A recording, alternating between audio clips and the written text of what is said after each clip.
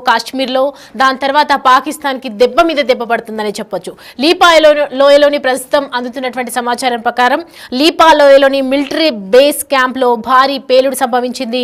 ఒక్కసారిగా భారీ శబ్దంతో పేలుడు సంభవించింది. యుద్ధ పరిస్థితుల నేపథ్యంలో బేస్ క్యాంపునకు భారీగా ఎవరైతే తరలించినటువంటి యుద్ధ సామాగ్రి మొత్తం కూడా దగ్ధమైనట్లుగా తెలుస్తుంది. మంటల్లో కాలిపోయి పాక్ ఆర్మీ యుద్ధ వాహనాలన్నీ కూడా ఒక్కసారిగా కాలిపోయి అక్కడ మనం చూస్తున్నాం విజువల్స్ లో మంటలన్నీ కూడా ఎగబాకుతున్నటువంటి సిచ్యువేషన్ కనిపిస్తోంది. పేలుడుతో డైలమాలో ప్రస్తుతం పాకిస్తాన్ ఆర్మీ ఉన్నట్లుగా తెలుస్తోంది. పేలుడుపై ఇప్పటి వరకు కూడా ఎటువంటి స్పందన అయితే రాలేదు పాకిస్తాన్ నుంచి. భారత్ మాస్టర్ స్ట్రోక్ అంటూ ప్రచారం చేస్తున్నటువంటి నేపథ్యంలో మరోవైపు పహల్గామ్ దాడి తర్వాత పాక్ ఆర్మీ కాన్వాయ్పై బలూచిస్తాన్ లిబరేషన్ ఆర్మీ కూడా బాంబు దాడి చేసినట్లుగా తెలుస్తోంది. అయితే దాడిలో 10 మంది పాక్ సైనికులు మృతి చెందినట్లుగా తెలుస్తోంది. నిన్న లాహోర్లోని ఎయిర్పోర్ట్ లో మిసైల్ పేలుడు సంభవించింది. అలాగే ఘటనలో 14 మంది ఆర్మీ సైనికులు మృతి చెందినట్లుగా మనకి సమాచారం అందుతుంది. భారత్ లో ఉగ్రదాడి తర్వాత పాక్ లో వరుస ఘటనలు సంభవించాయి. వరుస పేలుళ్లతో డిఫెన్స్ లో పాకిస్తాన్ ఉక్కిరి బిక్కిరి అవుతున్నట్లుగా కనిపిస్తుంది, అస్తవ్యస్తం అవుతున్నట్లుగా తెలుస్తుంది. సో వరుస పేలుళ్లతో డిఫెన్స్ లో పడిపోయింది పాకిస్తాన్. ఇక ఎల్ఏసీ వద్ద కూడా హై టెన్షన్ పరిస్థితులు నెలకొన్నాయి. ఎల్ఏసీ చుట్టూ మొత్తం మోహరించాయి భారత బలగాలు. యుద్ధ వాహనాలు రంగంలోకి దింపారు ఇప్పుడు ప్రస్తుతం భారత్ ఆర్మీకి సంబంధించి. రైట్, మొత్తానికి చూసుకుంటే పహల్గామ్ దాడి తర్వాత పాక్ మొత్తం ఉక్కిరి బిక్కిరి అవుతున్నట్లుగానే కనిపిస్తోంది. పాక్ దెబ్బ మీద దెబ్బ పడుతూనే ఉంది. అయితే లిపా లోయలోని మిలిటరీ బేస్ క్యాంపులో జరిగినటువంటి భారీ పేలుడుకు సంబంధించినటువంటి విజువల్స్ మనం చూస్తూ ఉన్నాము. ఒక్కసారిగా భారీ శబ్దంతో సంభవించింది పేలుడు. అయితే యుద్ధ పరిస్థితుల నేపథ్యంలో బేస్ క్యాంపునకు భారీగా తరలించినటువంటి యుద్ధ సామాగ్రి కూడా ఒక్కసారిగా దగ్ధమైపోయేసరికి పాక్ కి ఏం చేయాలో దిక్కుతోచని పరిస్థితిలో ప్రస్తుతం కనిపిస్తుంది. పేలుడుతో డైలమాలో ప్రస్తుతం పాక్ ఆర్మీ అయితే ఉన్నట్లుగా తెలుస్తుంది. సో దీనికి సంబంధించి పూర్తి డీటెయిల్స్ మా ప్రతినిధి సాగర్ అడిగి తెలుసుకుందాం. సాగర్, చూస్తున్నాం కదా పహల్గామ్ దాడి తర్వాత ఏదైతే ఉందో పాకిస్తాన్ ఉక్కిరి బిక్కిరి అవుతున్నట్లుగా మనకి అర్థమవుతోంది. రీసెంట్ గా జరిగినటువంటి పేలుడు, దానికి సంబంధించినటువంటి ఇన్సిడెంట్ ఏంటి, డీటెయిల్స్ ఏంటి? సౌమ్య, కాశ్మీర్ పహల్గామ్ ఉగ్రదాడి అనంతరం భారత్ పాక్ సరిహద్దులు నెలకొన్న ఉద్రిక్తతల నేపథ్యంలో ఇట్లు పాకిస్తాన్లో కూడా కొంత అంతర్గత పేలుళ్లు సంభవిస్తున్నాయి. పాకిస్తాన్ ఎయిర్పోర్ట్లో, మన లాహోర్ ఎయిర్పోర్ట్లో మిసైల్ పేలుడు సంభవించడం, దాంతోపాటుగా బలూచిస్తాన్ ఇటు పాక్ ఆర్మీ పైన బాంబు దాడి చేయడం, అందులో కొంతమంది పాక్ సైనికులు మృతి చెందడం, ఇటు తాజాగా చూస్తే లోపా లోయలో మిలిటరీ బేస్ క్యాంప్లో కూడా తాజాగా భారీ పేలుడు సంభవించినట్లు తెలుస్తుంది.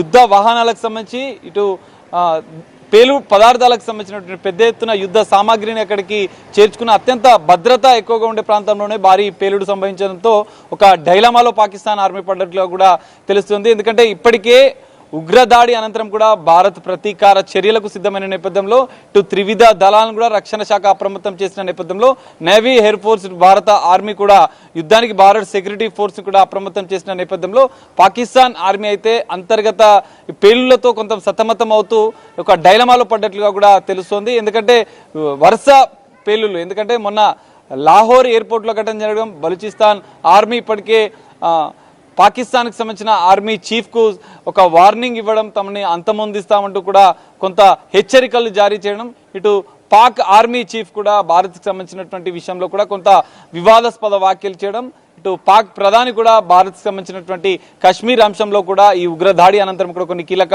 వ్యాఖ్యలు చేయడంతో కొంత ఉద్రిక్తత పరిస్థితులు అయితే అక్కడ చోటు చేసుకుంటున్నాయి. ఈ నేపథ్యంలోనే పాక్ అంతర్గత విభేదాలకి ఇది కారణమా, లేదంటే ఇటు భారత్ కుట్రలా అన్న అనుమానాలను కూడా అక్కడ పాకిస్తాన్ మీడియా కూడా వ్యక్తం చేస్తున్న పరిస్థితి కనిపిస్తుంది.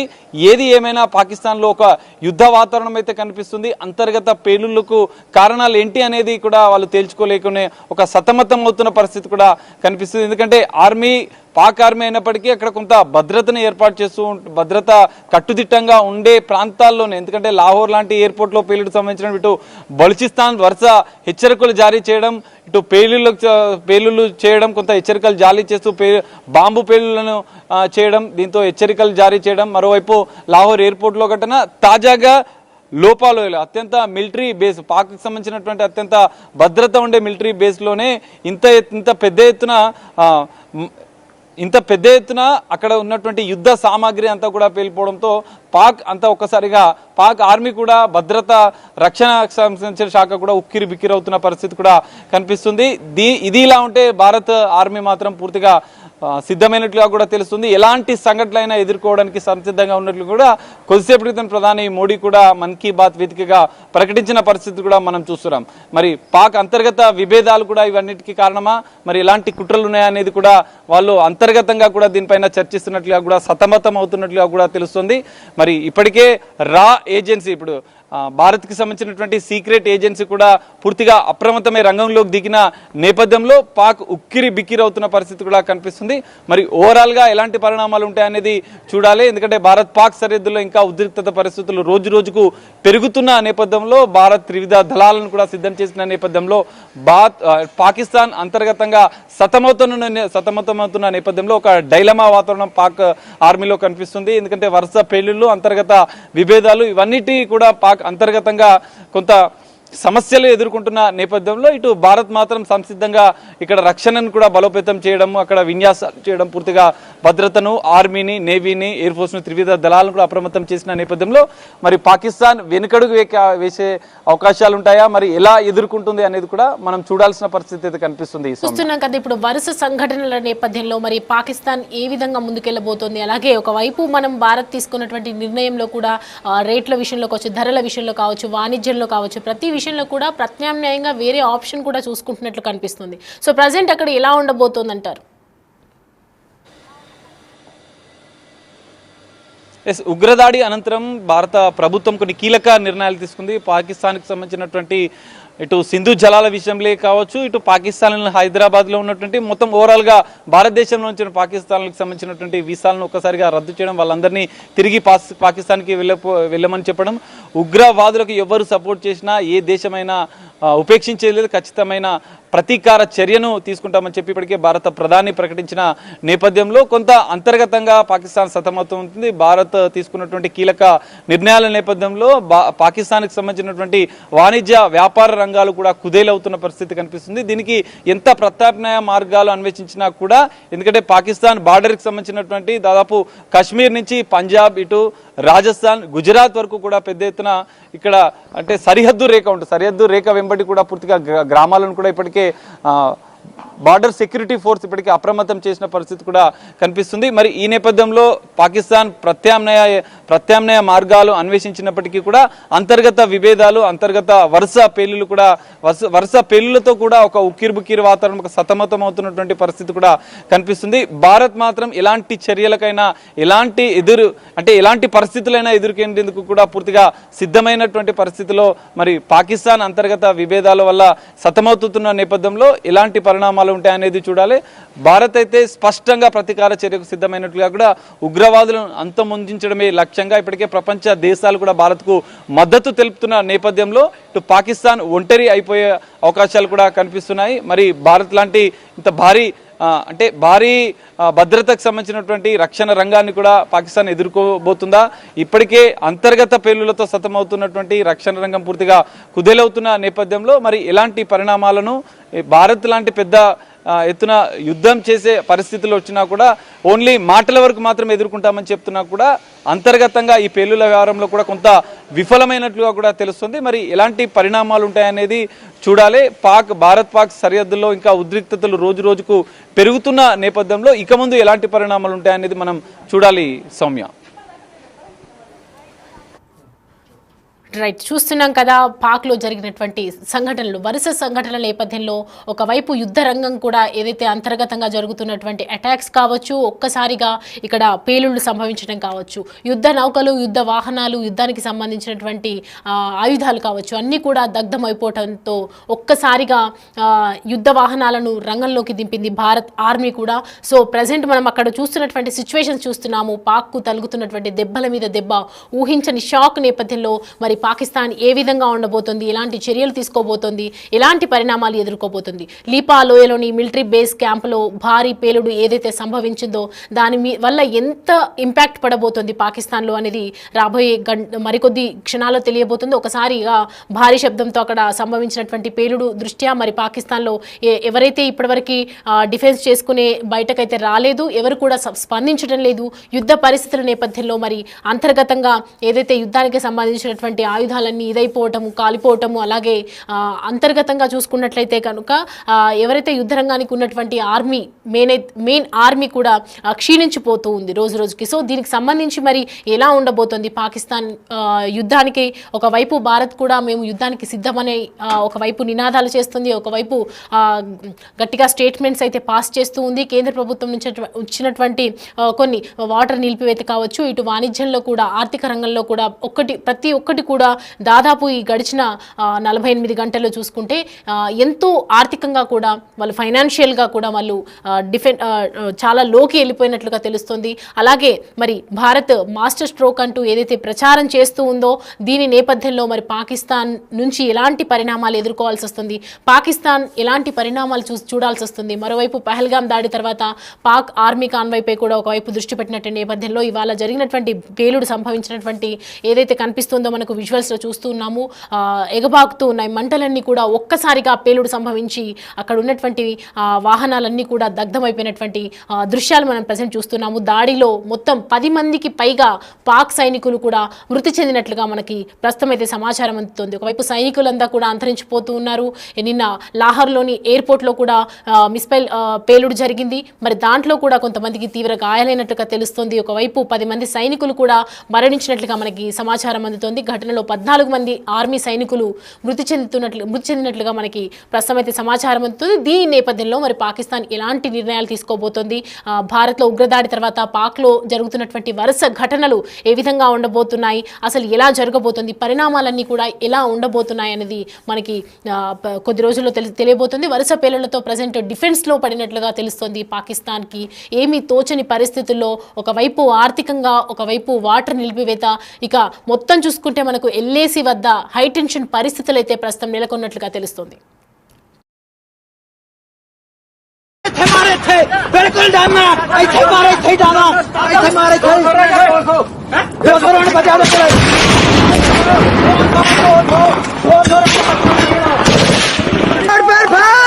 सपोर्ट पर फार सपोर्ट पर फार छोटी मारी लानो बोल दिया तब बोल दिया डालना वो कोट सवास बिल्कुल थे मारे थे बिल्कुल डालना ऐसे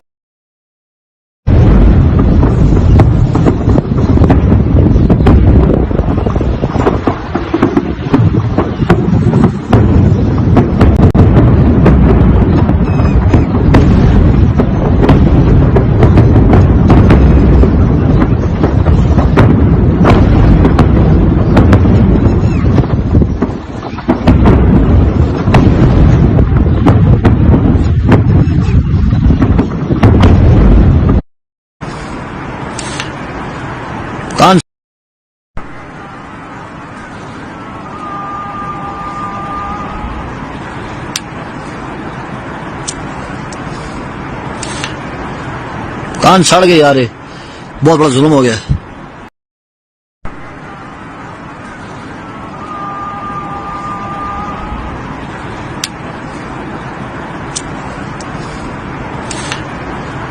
कान सड़ गए यार।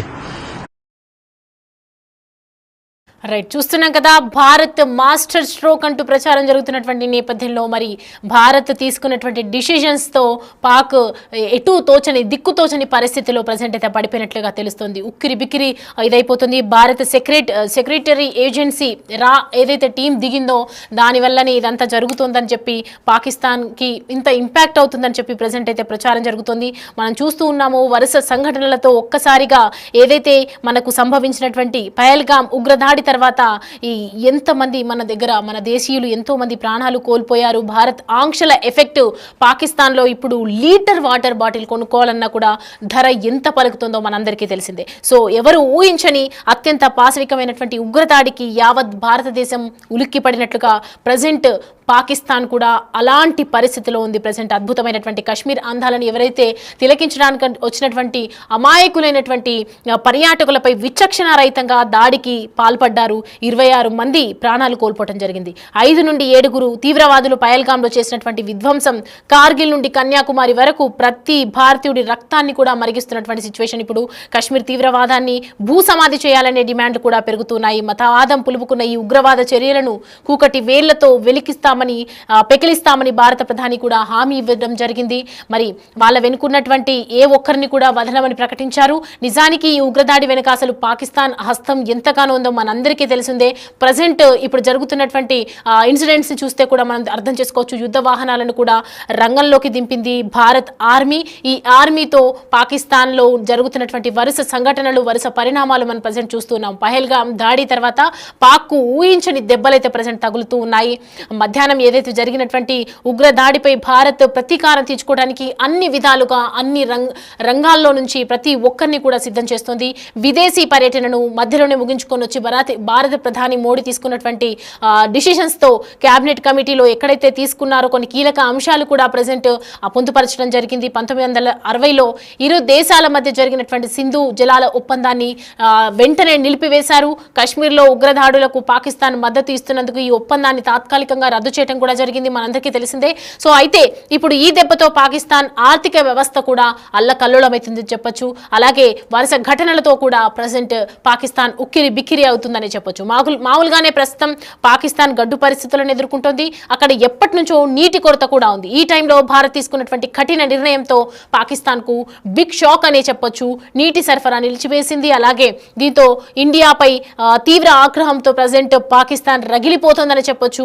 అక్కడ పెరుగుతున్నటువంటి ఫైనాన్షియల్ గా వాళ్ళు ఇబ్బందులు ఎక్కడైతే పడుతూ ఉన్నారో ప్రతి విషయంలో కూడా వాళ్ళు ఫైనాన్షియల్ గా కావచ్చు, ఇప్పుడు జరుగుతున్నటువంటి పేలుళ్లపై కూడా ఎక్కడ పడితే అక్కడ ఏ టైంలో ఏం జరుగుతుందో అని తెలియకుండా వాళ్ళు ఉక్కిరి బిక్కిరి అవుతున్నారు, సతమతం అవుతూ ఉన్నారు. ఎక్కడ ఏం జరుగుతుందో అన్న భయంతో ప్రజెంట్ అయితే భయపడిపోతున్నటువంటి సిచ్యువేషన్. ఉగ్రవాదం విషయంలో రోజుకో మాట మాట్లాడుతోంది. ఇన్నాళ్ళు ఉగ్రవాదానికి ఆశ్రయం ఇచ్చామని కూడా ఒప్పుకుంటోంది పాకిస్తాన్. దానికి సంబంధించి మరికొందరు నేతలు కూడా ఉన్నాయంటున్నారు. అయితే సింధు జలాలు ఆపితే ఊపిరి ఆపేస్తామని లష్కరే తోయిబా చీఫ్ హఫీజ్ సయీద్ లాంటి వాళ్ళు కూడా వార్నింగ్లు ఇచ్చేదాకా వెళ్ళింది పరిస్థితి. మన వాళ్ళు సమ్మర్ వెకేషన్ కోసం పాపం కుటుంబ సభ్యులతో కలిసి కాశ్మీర్ వెళ్తే టైం చూసుకొని దాడులు కూడా చేశారు. ఇప్పటికే పలుమార్లు ఇండియాపై పాకిస్తాన్ దాడులు జరిపిన సంగతి మనందరికీ తెలిసిందే. ఇక ఉగ్రవాదాన్ని తన పెరట్లో మొక్కలాగా పెంచి పోషిస్తున్నటువంటి పాక్ ఎలాగైనా బుద్ధి చెప్పాలని ఫిక్స్ అయింది భారత్ ప్రభుత్వం. దాయాది దేశానికి ఎన్ని విధాలుగా షాక్ ఇవ్వాలో అన్ని అవకాశాలను వాడేసుకుంటుంది. ఇప్పుడు పాక్ కష్టాలతో పాటు నష్టాలు కూడా ప్రారంభమయ్యాయని చెప్పొచ్చు. ఈ నేపథ్యంలో ప్రస్తుతం పాకిస్తాన్లో నిత్యావసర సరుకులు కూడా ధరలు కూడా చుక్కలు చూపిస్తున్నాయి. లీటర్ వాటర్ బాటిల్ కూడా కొనుక్కోవాలంటే చాలా ఎక్కువ ఇన్వెస్ట్మెంట్ పెట్టాల్సి వస్తుంది. 140 రూపాయలు ఒక్క వాటర్ బాటిల్తో కొనుక్కోవాలి అంటే ఒక ఫ్యామిలీలో 4 ఉంటే ఖచ్చితంగా వాళ్ళకి ఎన్ని లీటర్లు ఉపయోగపడతాయి, మరి కొనడానికి ఎంత డబ్బులు వేక్షించాల్సి ఉంటుంది. అంటే ఒక రకంగా చూసుకుంటే ఫైనాన్షియల్గా కూడా వాళ్ళని చాలా డిఫెన్స్లో పడిపోయినటువంటి ప్రజెంట్ మనం చూస్తూ ఉన్నాము. లీటర్ పాలు కొనుక్కోవాలన్నా కూడా 110 రూపాయలు, రొట్టెలైతే ఎప్పుడు లేనంతగా 500 రూపాయలకు చేరుకున్నట్లుగా మనకి సమాచారం ఉంది. రైస్ చూసుకున్నా ఇటు చికెన్ ధర కూడా ఎక్కువగా పెరిగేసరికి ముందు రోజుల్లో మళ్ళీ ఎలా ఉండబోతోందని ప్రజెంట్ అయితే ఆందోళన వ్యక్తం చేస్తున్నారు పాక్ ప్రజలు. ఇప్పుడు దీనికి సంబంధించినటువంటి పాకిస్తాన్కి అనుకూలంగా మరి ఎలాంటి ఆర్మీ వచ్చినా కూడా ప్రజెంట్ అయితే మనం చూస్తున్నాం. పహల్గాం దాడి తర్వాత ఎక్కడైతే మనము ఊహించని విధంగా భారత్ వర్సెస్ పాకిస్తాన్ ఎక్కడ యుద్ధ వాతావరణం నెలకొంటుందో తెలియదు. ఇప్పుడు ప్రజెంట్ మనం చూస్తున్నాం లీపా లోయలోని మిలిటరీ బేస్ క్యాంపస్లో జరిగినటువంటి భారీ పేలుడు ఒక్కసారిగా మంటలన్నీ కూడా ఎగబాకుతున్నటువంటి విజువల్స్ మనం చూస్తున్నాము. భారీ శబ్దంతో ఒక్కసారిగా పేలుడు సంభవించడంతో పాక్లో ఉన్నటువంటి ప్రజలు, అక్కడ ఉన్నటువంటి స్థానికులందరూ కూడా ఉక్కిరి బుక్కిపై ఏమైందో అని తెలియక భయాందోళనకు గురవుతున్నటువంటి పరిస్థితి. యుద్ధ పరిస్థితుల నేపథ్యంలో బేస్ క్యాంప్నకు తరలించినటువంటి నేపథ్యంలో ఒక్కసారి